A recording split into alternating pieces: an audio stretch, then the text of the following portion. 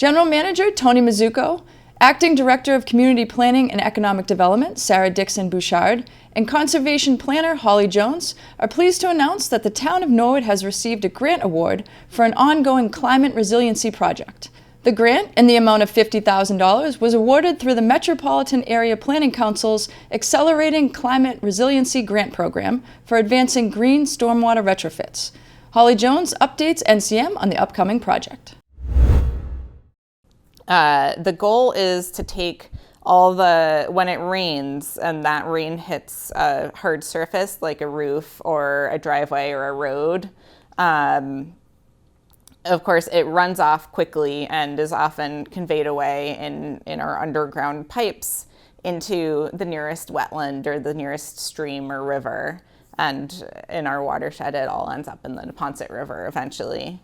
So the problem with that is that rainwater that's hitting a road and getting carried into a pipe is going to travel a lot more quickly, and it's going to pick up a lot more pollutants than if that area was forested or a meadow or a wetland, where it might hit a tree and slowly trickle down, get absorbed into, some of it would get absorbed into soil and some would eventually sort of filter downstream through the watershed.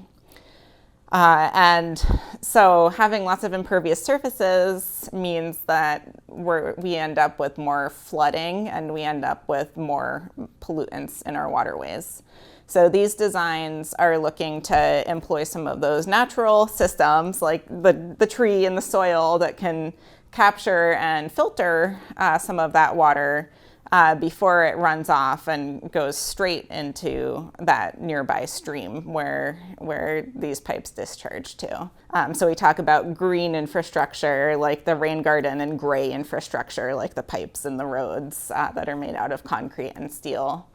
And the goal, it turns out that the green infrastructure is much better at treating some of those pollutants like extra nutrients or even like E. coli from the dog poop or the goose poop on the lawn, as opposed to just if the water is going into a pipe.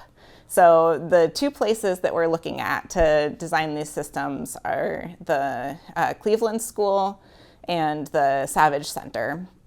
The Cleveland School is actually right across the road from Ellis Pond, and so that's where a lot of that rainwater runoff ends up when it comes from the Cleveland School. And the Savage Center, the runoff there ends up eventually in Germany Brook, which goes actually also into Ellis Pond as well. So the systems will help reduce flooding in those parking lots, as well as being sort of an educational focus to show how that sort of treatment can work. Jones is particularly excited about this project to help reduce the flooding in these two specific areas and the educational tools it will bring. NCM will be following this project from beginning to end.